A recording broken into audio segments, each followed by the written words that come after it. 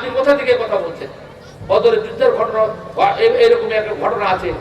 সুতরাং ভাই সকল, আহলে হাদিসদেরকে, আহলে হাদিস কোন দলের নাম নয়, কোন গ্রামের অধিবাসীদের নাম নয়। সাহেবনগর, ফুলবাড়ি, গাদির লোক আহলে হাদিস গ্রামে জন্মগ্রহণ করেছে, ওরা হাদিস মানে না, তাই তারা আহলে হাদিস, এমনটা যদি ভাবেন এটা চরমতম অন্যায় হবে।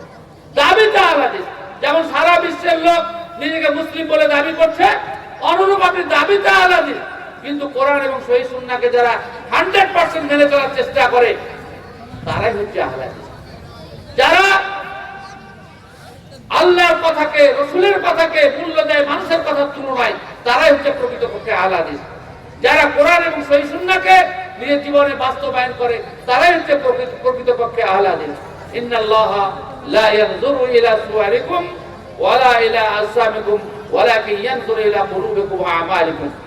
আল্লাহ তাআলা কারোর চেহারা দেখবেন না, কারোর নেমপ্লেট দেখবেন না, নাম দেখবেন না, দেখবেন অন্তরে বিশ্বাস এবং বিশ্বাস অনুযায়ী কাজ।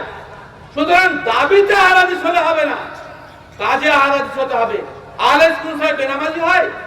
আহলে হাদিসের বিবিরা কোনদিন বেপরদায় থাকে? আহলে হাদিস কোনদিন হারাম খায়? এই কোন কথা? ও হাদিস ছাড়া মানে না, আবার হারাম খায়, এটা হয়? আপনারা আহলে হাদিসদের একজন বড় আলেম নওয়াব সিদ্দিক হাসান খান ভূপালীর হাদিসের আন্দোলনকে আপনারা হয়তো শুনেননি। উনি একদম গরিব মানুষ ছিলেন, যেমন আজকাল আমাদের ছেলে যুবকেরা ব্যাঙ্গালোর, চেন্নাই, বিভিন্ন জায়গায় যাচ্ছে, ওরকম তিনি মাঠে কাজ করার জন্য ভূপালে গেলেন। এবার লেবারদের সাথে কাজ করছেন। হ্যাঁ, একটা কথা আছে না, দেখি স্বর্গে গেলেও ধার ভাঙে, যার যা চরিত্র সেটা যেখানে প্রকাশ পাবে। তিনি লেবারদের সাথে শরীয়তের কথা, দলিলের কথা আলোচনা করতে লাগলেন। তো ভূপালের রানীকে খবর দিলে যে আপনার লেবার হিসেবে যে লোকটা কাজ করছে অত্যন্ত শিক্ষিত মানুষ, একে অন্য দপ্তর দেন। তাকে পরীক্ষা নিরীক্ষা দেখলেন ভূপালের রানী খুব শিক্ষিত মানুষ, তাকে শিক্ষামন্ত্রী বানিয়ে দিলেন। ওখানেও সুনামের সাথে কাজ করতে শুরু করলেন। তখন ভূপালের রাজা মরে গেছিল, রানী ভাবলেন যে শিক্ষিত মানুষরা যদি রাজি হয় একে বিয়ে করলে কেমন হয়। ইনি গরিব মানুষ ছিলেন, দেখলেন যে ভূপালের রানীর সাথে বিয়ে হলে আমার দিনে কাজ করার সুবিধা হবে, প্রস্তাবে রাজি হয়ে গেলেন এবং বিবাহ হয়ে গেল।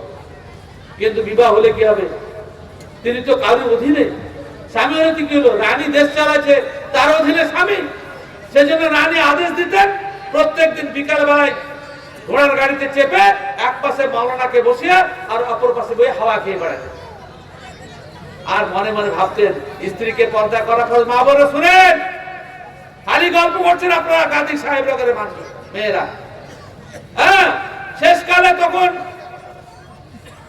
ভূপালের নওয়াব সিদ্দিক হাসান খান দেখলেন যে তো কঠিন ব্যাপার, আমি আলেম, আমি কোরআন হাদিসের দলিল জানছি, আর আমার স্ত্রী পর্দা করছে না, আর তা আমাকেই বরং বসিয়ে নিয়ে ঘোড়ার গাড়িতে নদীর ধারে ধারে ঘুরে বেড়াচ্ছে। তো উনি ছাত্রদের সাথে একটা যুক্তি করলেন। এই যুক্তি করলে কেমন হয়? ক্লাসে বসে ছাত্রদের সাথে আলোচনা করছেন, কি করে বন্ধ করা যায়। সকলে মিলে একমত বলেন যে আজকে যখন ভ্রমণে যাবেন তখন ছাত্ররা রাস্তা অবরোধ করে বলবেন যে আপনি আজকে আদ-দাইয়ুস লা ইয়াদখুলুল জান্নাহ এই হাদিস পড়ালেন, তোর মানে মতো আমরা বুঝতে পারছি না।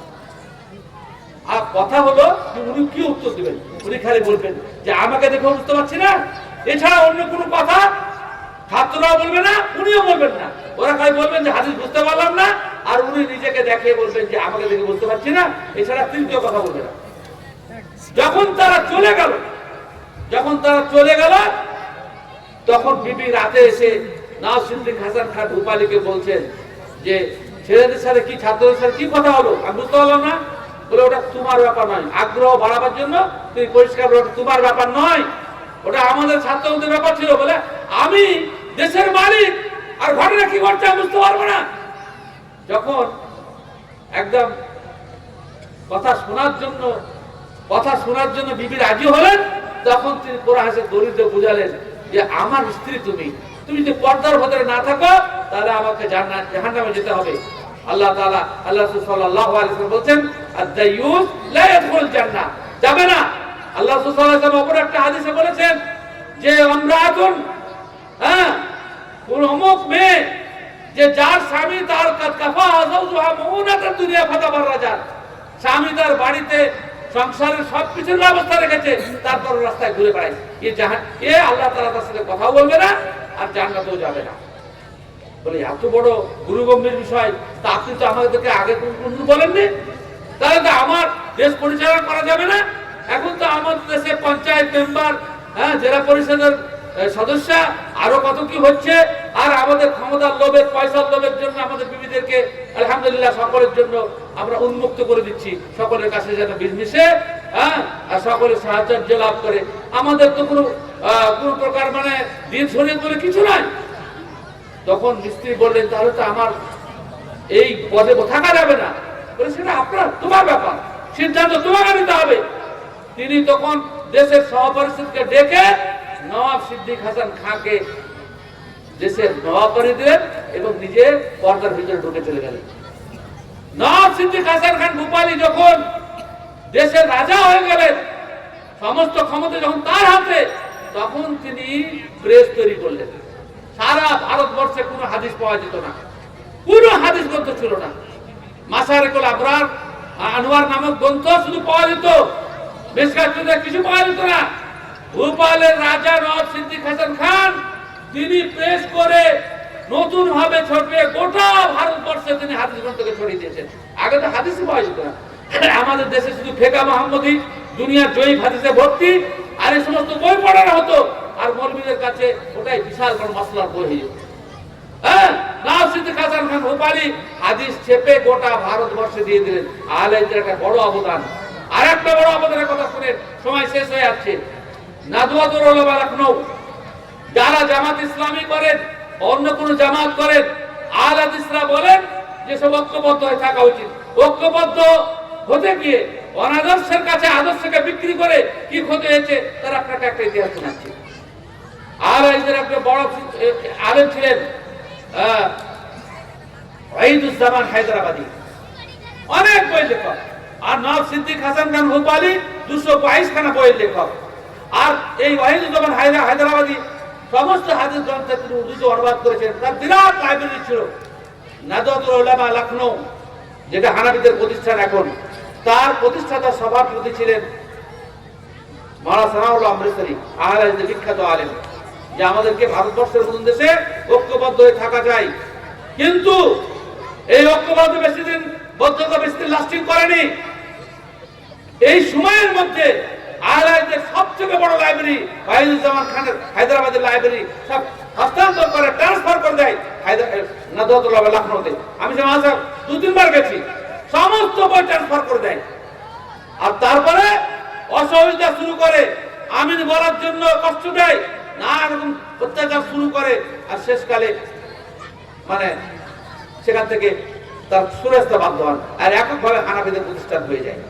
যতবারই আমরা এক হয়েছি ক্ষতি আমাদের হয়েছে, কারণ তাদের কাছে দলিলের কোনো ব্যাপার নাই। তাদের কাছে মেজরিটি মাস্ট বি গ্রান্টেড হচ্ছে এদের দলিল। আমরা হচ্ছে দলে বেশি, সুতরাং আমাদের কথা মানতে হবে। কিন্তু শরীয়ত তো তা বলে না। শরীয়ত বলছে আল জামাআতু মা ওয়াফাকাল হক ওয়া ইন কুনতা ওয়াহদাক ইন্না ইব্রাহিমা কানা উম্মাতান কানিতান লিল্লাহ। আল্লাহ তাআলা পরিষ্কার ভাষায় বলছেন, দলিল যার কাছে, একক ব্যক্তির কাছে দলিল থাকে, সেটাই আল্লাহ তাআলার কাছে মনোনীত জামাত। ভাই সকল, সুতরাং এই সংক্ষিপ্ত বক্তব্যের মধ্যে দিয়ে আপনাদের কাছে একটা বার্তা দিতে যাচ্ছি, বহু ঘাত প্রতিঘাত, বহু অত্যাচারের মাধ্যমে দিয়ে কোরআন এবং সহিহ সুন্নাহকে আমরা পেয়েছি। আজকে মানুষের কাছে কোরআন এবং সহিহ সুন্নাহ সহজলভ্য হয়েছে, সেটা একমাত্র আহলে হাদিসদের আন্দোলনের প্রেক্ষিতে। জেনে রাখবেন, ভারত সরকার প্রশাসন বিভাগ ওই ইংরেজদের আমল থেকে আমাদেরকে অন্য দৃষ্টিতে দেখে, যে এরা যেহেতু ইংরেজদেরকে তাড়িয়েছে, সেজন্য এরা যে কোনো সময় আমাদের বিরুদ্ধে আন্দোলন করতে পারে। এটা সরকারের ভুল ধারণা। আপনাদেরকে বলি যে স্বাধীন ভারতের প্রথম শিক্ষামন্ত্রী মাওলানা আবুল কালাম আজাদ, আহলে হাদিসদের বিখ্যাত বড় আলেম, আর জিন্নাহ ছিল শিয়া। আহলে হাদিসরা দেশ বিভাগের বিরোধিতা করেছিল। India wins freedom, Abul Kalam আজাদের লেখা আপনি দেখবেন। আবুল কালাম আজাদ ছিলেন আহলে হাদিসদের সবথেকে বড় আলেম। এখন এখনো তিনি বড় আলেম, তার তর্জমাল কোরআন তাফসীর। সেজন্য আহলে হাদিসরা দেশদ্রোহীদের সাথে কোনোভাবে যুক্ত হতে পারে না। হতে পারে কোনো কুলাঙ্কার কোথাও কোনো ভুল জায়গা থেকে গেছে, গিয়ে ভুল পথে চলে গেছে। আহলে হাদিসরা ভারতবর্ষের বুকে সবচেয়ে বেশি আইন মেনে চলে, আলহামদুলিল্লাহ। আলেমরা সবথেকে বেশি আইন মেনে চলে। দেশদ্রোহীদের কথা কল্পনা করতেই পারে না। হাদিস যেখানে বলছে শাসক এমনই হোক না কেন, তার বিরুদ্ধে সংগ্রাম করা যাবে না, মানে মিছিল মিটিং করা যাবে না, রাস্তা অবরোধ করা যাবে না, অপমানজনক কথা বলা যাবে না। সেখানে হাদিস যারা কথায় কথায় হাদিস কোরআন মেনে চলে, তারা সহিহ মুসলিম এবং বুখারীর এই হাদিসের বিরুদ্ধে কি করে কথা বলে? সেজন্য আমাদের সংগঠনের আমি একজন দায়িত্বশীল পশ্চিম বাংলা, এত সভা গঠন করছেন, কোন মিটিং মিছিলে আমাদের সংগঠনের উপস্থিতি নাই, ভবিষ্যতে থাকবে না। কারণ শরীয়তের অনুমতি নাই। এতে লাভের থেকে ক্ষতি বেশি। জনগণ কষ্ট পায়, পথচারী কষ্ট পায়, এবং ওর মধ্যে দুষ্কৃতীরা থাকে সুবিধা লাভের জন্য ভাঙচুর করে, কত ক্ষতি করে। যেখানে লাভের থেকে ক্ষতি বেশি, সেখানে ইসলাম অনুমতি দেয় না, অনুমতি দেয় না। এবং একটা ভাগ্য কথা যে কোরআন এবং সহিহ হাদিসের বিপরীত আমরা কোনো কাজ করতে পারি না। সেজন্য প্রশাসনকে আশ্বস্ত করতে চাই, জমিয়ত আহলে পশ্চিম বাংলার দায়িত্বশীল হিসাবে আমি বলতে চাই যে অহেতুক সন্দেহের পরিবেশ সৃষ্টি করে কোনো কিছু করবেন না। আমাদের কোনো কর্মীর বিরুদ্ধে যদি আপনাদের কোনো প্রকার সন্দেহ সংশয় হয়, আপনারা অফিসিয়ালি যোগাযোগ করুন। ইনশাআল্লাহুল আজিজ তার যদি অপরাধ প্রমাণিত হয়, আমরা কোনোদিন তাকে ধরে রাখবো না, এবং কঠোরভাবে তো আমরা তাদের সাথে তাদেরকে নিয়ন্ত্রণ করি। আলহামদুলিল্লাহ, তাদেরকে পরিষ্কার বিষয়, যেটা শরীয়ত নয় সেটা কাজ করতে গেলে তোমার পাপ হবে, নেকি তো হবেই না। ভাই সকল, সেজন্য আজকে যারা এখানে উপস্থিত হয়েছেন, শেষ মুহূর্তে আপনাদের কাছে আমাদের পরামর্শ যে এই আধুনিক যুগে যেখানে সারা পৃথিবীর জ্ঞান আমাদের হাতের মুঠোয়, সেখানে আমরা অন্ধকারে থাকি কি করে?